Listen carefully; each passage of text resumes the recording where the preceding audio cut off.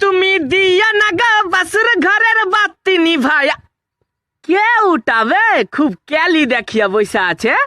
দাঁড়া, শালাকে মজা দেখাচ্ছি। চিকি চিকি চু। কে তুই বে? চিকি চিকি চু। আবে কে তুই বলবি কি? চিকি চিকি চু। কে এটা বে? আমি তো চিনতেও পারি না। দাঁড়া, শালাকে মজা দেখাচ্ছি। ও তুই? আবে একটু আগে যে তোর প্রেমিকাকে অন্য জনের বাইকে চেপে যেতে দেখনু।